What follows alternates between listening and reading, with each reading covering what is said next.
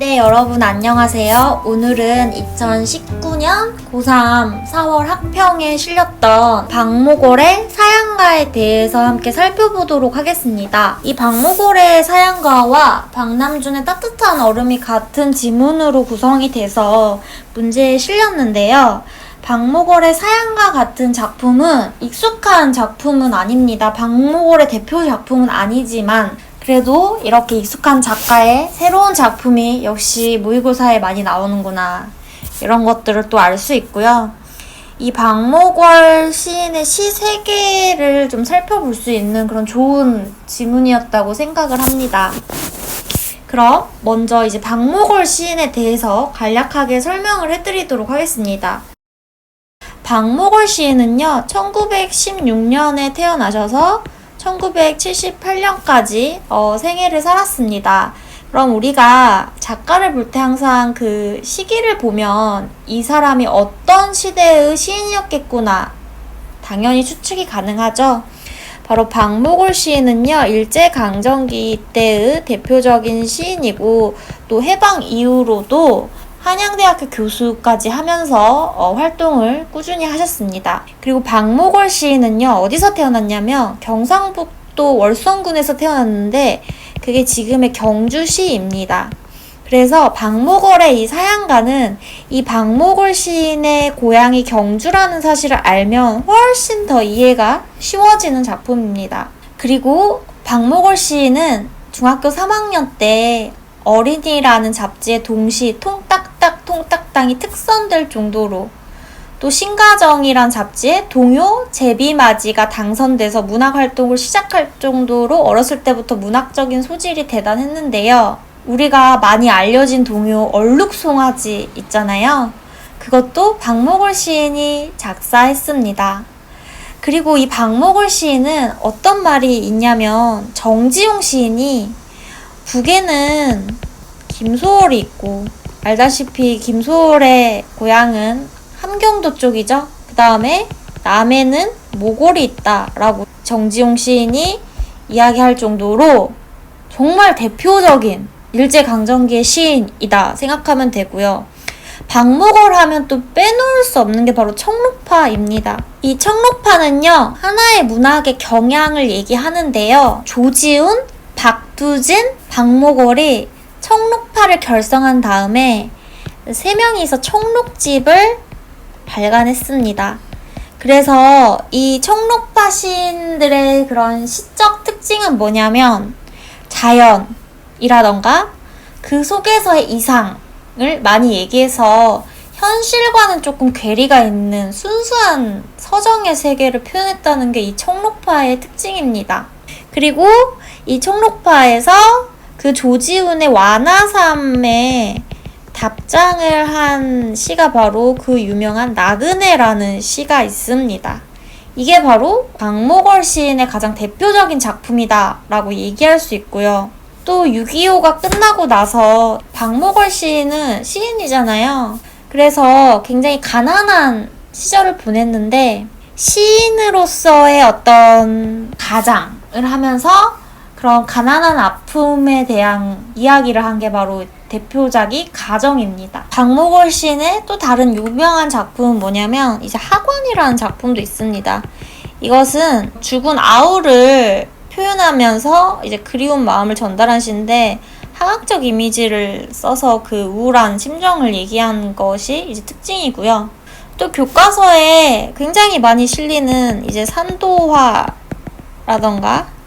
이제 청로루 같은 작품들이 있습니다. 그리고 고향이 경주라고 했잖아요. 지금 경상북도 경주시 진현동에 가면은요, 김동리와 박모걸을 같이 묶어가지고 동리 모골 문학관이 있습니다. 그래서 여러분들이 박모걸 시인이 이런 특징을 가지고 있구나, 이렇게 생각하시면 됩니다. 자, 그럼 저와 함께 오늘 배울 작품인 박모걸의 사양가에 대해서 함께 살펴보도록 하겠습니다. 이 박모걸의 사양가는요, 제목에서도 시의 내용이 드러나 있는데요. 사양가라는 거는 바로 뭐냐면, 고향을 생각하면서 부르는 노래라는 것입니다. 그래서 박무골의 고향이었던 경주를 생각하면 여러분들이 쉽게 이 작품에 다가갈 수 있고요. 현대사회에서는 고향을 떠나야 되는 필연적인 이유가 굉장히 적은데요. 일제강점기라던가 6.25라던가 또 산업화 도시화에 의해서 우리나라 사람들은 전통적으로 고향을 떠나서 유랑하거나 이주하는 그런 모습을 많이 보입니다. 그래서 지금도 서울 경기에 인구가 집중돼 있고 또 설날 추석이면은 고속도로 길이 많이 막히는 것도 사실 그 당시 산업화 도시화 시대 때 많은 사람들이 서울 경기권으로 이주했기 때문인데요. 그런 정서를 기반으로 고향을 떠나서 정말 고향에 가고 싶은데 현실 처지 때문에 갈 수가 없는 이런 상황을 생각해 본다면 이 작품이 조금 더 쉬울 것 같아요. 자, 그러면 시의 전문을 다 읽었다는 전제하에 저와 함께 1화부터 보도록 하겠습니다. 밤차를 타면 아침에 내린다. 경주역. 밤차는요, 밤에 출발하는 기차를 얘기하는 것입니다. 그거를 타면 가정하는 거죠. 아침에서야 도착을 한다는 거예요. 경주 정말 멀죠. 서울에서 경주를 간다 하면 정말 먼 거리잖아요. 그래서 내가 지금 경주와 굉장한 거리감이 있다는 것을 뭘로 표현했냐면 시간으로 보여주는 것입니다. 밤에 가서 아침에 도착할 정도로 그만큼 고향과 내가 떨어져 있다. 그 다음에 이거는 감탄사죠. 이런 거 영탄적 표현이라고 합니다. 그러니까 정서를 고조시킬 때 경주역이라고 얘기를 하고 있어요. 모골의 고향이 경주라고 했으니까 경주역이라는 이렇게 구체적인 뭐가 나왔어요? 지명이 나왔습니다. 그래서 이렇게 구체적인 지명을 얘기를 하면요, 사실성이라던가 현장감, 생동감이 당연히 올라가고 이렇게 명사형으로 또 종결을 해서 딱 끝맺음을 정확히 하고 있어요. 내가 이 시에서 얘기하고자 하는 것은 바로 이 경주역이다. 그 다음에 이언을 볼게요. 이처럼 막막한 지역에서 하룻밤을 가면 그 안전하고 잔잔한 영혼의 나라에 이르는 것처럼 막막한 지역에서 하룻밤을 가요. 이 막막한 지역은 어디길래 막막하다고 얘기하고 있을까? 내가 지금 살고 있는 공간, 여기 현실의 공간이라고 한번 이야기해 볼게요. 나의 현실 공간. 그래서 하룻밤, 왜? 밤차에서 아침으로 가니까 이 하룻밤을 가면 또 가정하고 있죠. 그 안온하고 잔잔한 어디에 이른다? 영혼의 나라에 이른다. 여러분, 시를 볼 때요, 이 시어가 긍정적인 건지 부정적인 건지 어떤 의미를 갖는지는 이 수식어가 굉장히 중요한 역할을 합니다. 나의 현실은 막막한 지역이야. 막막하다는 거 좋은 말이에요, 나쁜 말이에요? 답답하고 막 앞이 보이지 않을 때 막막한을 쓰잖아. 그래서 나의 현실은 부정적인 공간이라는 것을 보여주는 거고요. 이 그 안전하고 잔잔한 영혼의 나라는 어디였어요? 바로 이 경주역이었죠. 이 경주라는 공간은 어떤 공간? 긍정의 공간이에요. 안전하고 잔잔하는 정말 편안하게 존재할 수 있고 마음이 막 어지럽지가 않아. 편안해. 잔잔해. 그 영혼의 나라는 바로 경주역. 그래서 여기 막막한 지역과 영혼의 나라라는 것을 대비시키고 있고, 이렇게 하룻밤만 지나면 갈 수 있는 이 고향에 가고 싶다는 소망을 얘기를 하고 있구나, 이렇게 얘기를 하고 있어요. 화면 보면은요, 천년을 한가락 미소로 풀어버리고 이슬 자욱한 풀밭으로 맨발로 다니는 그 나라 백성, 고향 사람들이라고 얘기하고 있어요. 이 경주가 천년의 도시라고 얘기를 하죠.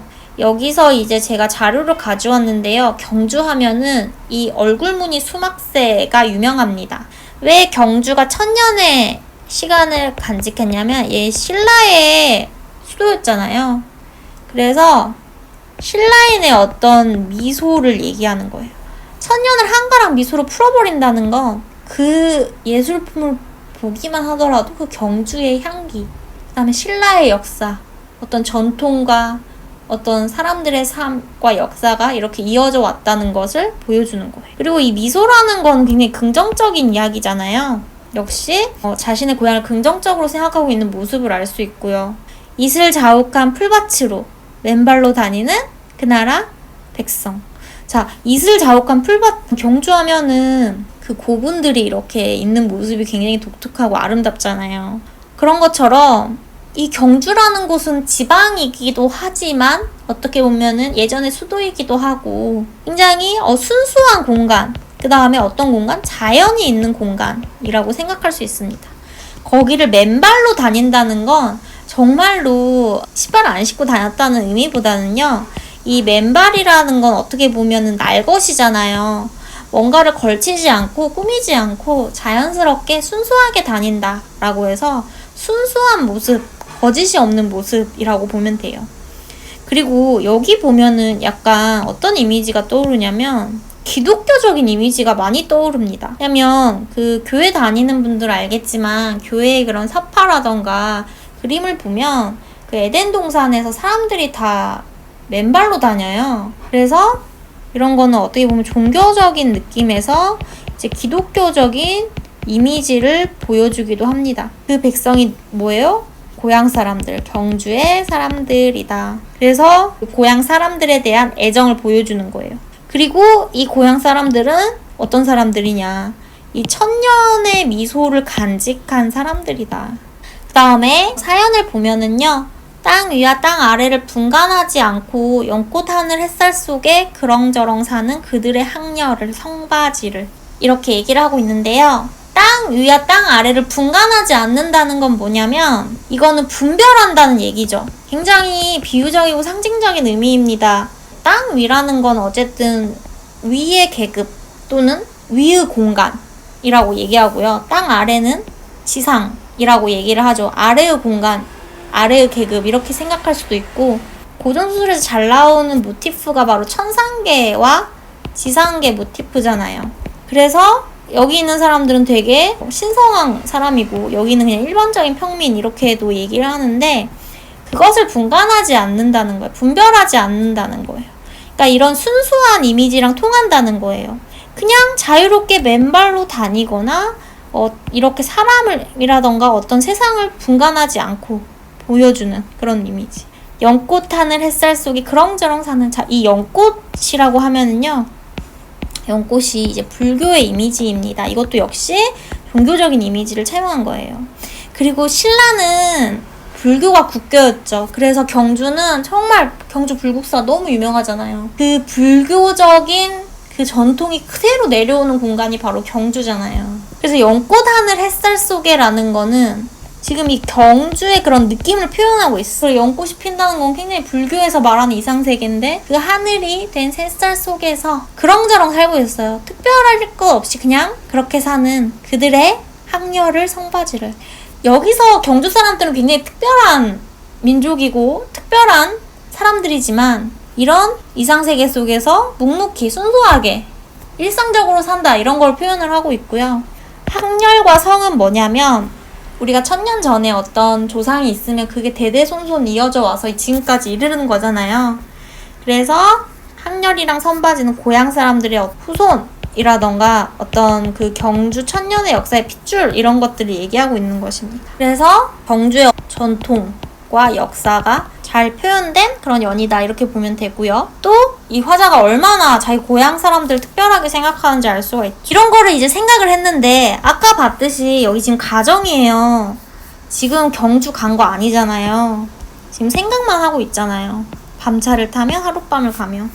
그래서 이 사람이 뭐라고 하냐면 이제라도 갈까 보다. 무거운 머리를 차창에 기대이고 이승과 저승의 강을 건너듯 하룻밤 새까만 밤을 달릴까 보다. 자, 뭐라고 하냐면 이제라도 갈까 보다. 어디를 가겠어요? 경주를 갈까 보다 이렇게 얘기하고 온 거죠. 무거운 머리를 차창에 기대고. 사실 이거는 강조하기 위한 어떤 표현이냐면 도치법이에요. 지금 이제라도 갈까 보다 여기를 강조하고 싶은 거죠. 근데 머리가 무겁죠? 왜? 현실은 지금 이 사람이 긍정적으로 인식하는 공간이 아니에요. 부정적인 공간에서 머리가 무거운 거예요. 그 다음에 이승과 저승의 강을 건너듯이라고 얘기하는데요. 이 박목월 시인의 어떤 다른 시들 보면은요, 이승은 자기가 현재 있는 곳이고 저승은 우리가 사람이 죽고 난 다음의 공간이잖아요. 그래서 어떻게 보면 이 이승이란 거는 번뇌가 가득한 어떤 고통이 있는 부정적인 공간이고 저승이라는 건 그런 거를 초월해버린 공간이에요. 지금 쭉 봐서 알듯이, 자 보세요. 여기 경주가 안온하고 잔잔한 영혼의 나라이고요. 그 다음에 여기서 맨발로 다니는 사람들이 있고요. 연꽃하는 햇살 속에 있는 곳이 바로 경주입니다. 그러면 이 이승은 내가 지금 있는 그런 현실이고요. 이 저승이라는 거는 경주를 얘기하는 걸 수 있어요. 저승이라고 해서 꼭 저승사자처럼 부정적인 이미지가 아니라 어떤 이상세계를 얘기하는 겁니다. 그 이상세계가 지금 고향인 거고요. 이렇게 비유하고 있어요. 그래서 내가 지금 현재 화자가 있는 공간에서 경주를 가는 것은 곧 이승에서 어디를 가는 거와 같아요. 저승을 가는 것과 동일한 의미를 가진다는 거예요. 하룻밤 새까만 밤을 달릴까 보다. 자, 하룻밤 새까만 밤만 지나면 어디를 간다고요? 경주역에 내린다고요. 그래서 여기 1연에 제시했던 이런 상황이 그대로 반복이 되고 있습니다. 그 다음에 새까만 밤이라는 거는 까만 밤을 얘기하니까 이런 거는 색채열을 사용한 시각적 이미지죠. 무슨 소리를 이라고 얘기하고 있어요. 자, 여기서 분명히 갈까 보다 달릴까 보다 이렇게 얘기하고 있는데 무슨 소리를 이라고 시작하는 마지막 유견을 읽어볼게요. 무슨 소리를, 발에는 조카, 손에는 쇠고랑이, 귀향온 영혼의 무서운 형보를, 이 자리에 앉아서 돌로 화하는 돌결마다 구릿빛 시뻘건 그 무늬를. 자, 여기 유견 보면은요 굉장히 잔인할 정도로 지금의 상황을 묘사하고 있는데요. 무슨 소리를, 이 말이 무슨 말이야? 내가 고향에 간다는 잠시 착각을 했는데 스스로를 꾸짖는 것처럼 다잡고 있죠. 분명 행복했던 경주를 생각하고 있었는데요. 여기서 화자의 태도라던가 어조가 달라지면서 시상의 전환이 일어납니다. 그러면 앞에서는 이 경주의 아름다운 모습에 대해서 계속 이야기하고 있었잖아요. 이것과 다른 의미를 가진다는 걸 알 수가 있죠. 발에는 조카, 조카는 죄수를 가두어둘 때 쓰던 형구라고 나와 있어요. 그 말은 뭐야? 지금 내 발에는 형구가 차있고 손에는 뭐가 있어? 쇠고랑이 차있어. 얼마나 답답해요. 손만 묶여도 답답한데 발이랑 손이 다 묶였어요. 귀향온 영혼의 무서운 형보를. 이거는 뭐냐면 이 귀향이란 게 예전에 조선시대 때 귀향 보낸다 하면은 뭐 제주도로 귀향을 갔다 하면은 완전 형벌이잖아요. 정말로. 그러니까 귀향온 영혼이란 건 뭐냐면 내가 이 경주라는 이 고향을 떠나서 이곳에 있는 게 바로 뭐다? 마치 귀향 온 거나 마찬가지야. 그래서 이거는 뭐냐면 화자의 상황을 얘기하고 있는 거예요. 처지를. 나 귀향 온 영혼이야. 그 다음에 나는 뭘 받고 있어요? 무서운 형벌을 받고 있대요. 나 지금 굉장히 고통스러운 벌을 받고 있어. 고향에 또 돌아가지 못해. 그래서 이런 것들은 굉장히 지금 부정적인 그런 상황을 얘기하고 있는 거죠. 결국에는 나 고향에 갈 수가 없구나. 그러니까 고향을 생각하면서 노래를 부르고 있구나. 이 자리에 앉아서 돌로 화하는 돌결마다 구릿빛 빨건 그 무늬를. 돌로 화한다는 것은요, 돌로 새긴다는 그런 의미를 가지고 있거든요. 그래서 돌로 화하는 것은 어떤 형벌인데, 이걸 보니까 돌로 막 찍어대는 이 순간에 보니까 이 돌결마다 구릿빛 시뻘건, 그러니까 구릿빛 시뻘건인 거면 이제 빨간색의 이미지를 얘기하는데, 내가 고향에 갈 수가 없이 손과 발이 묶여가지고 돌로 찍어대는 그런 형벌을 받고 있는데, 지금 그 돌을 자세히 보니까 뭐가 있다? 핏빛 무늬의 그런 무늬가 있다. 그러니까 정말 여기 유견을 보면 이 화자가 얼마나 고향에 가고 싶은가 그것을 알 수 있고, 이것은 내가 지금 고향에 갈 수 없는 어떤 아픔, 슬픔, 그 다음에 그걸 초월한 어떤 절망적인 표현을 이렇게 하고 있는 거예요. 그래서 마치 여기 마지막 유견을 보면 내가 고향에 가고 싶어도 갈 수 없는 어떤 죄를 받는 그런 부분이 나오죠. 이게 앞에서의 어떤 종교적 이미지랑 연관이 돼서 현실이 고통스럽다는 것을 형상화해내고 있습니다.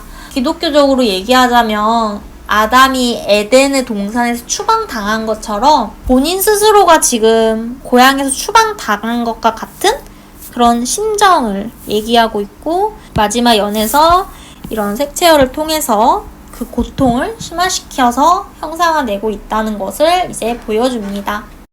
그래서 이 시 주제는요, 당연히 고향에 대한 어떤 그리움, 고향에 가고 싶은 소망, 그리고 지금 현실에서 고향을 벗어난 이런 타향에서의 굉장히 고통스러운 삶을 노래하고 있구나 라고 정리할 수 있습니다. 오늘 강의 여기까지고요. 다음 시간에 다시 만나요. 좋아요와 구독 꼭 눌러주세요. 안녕.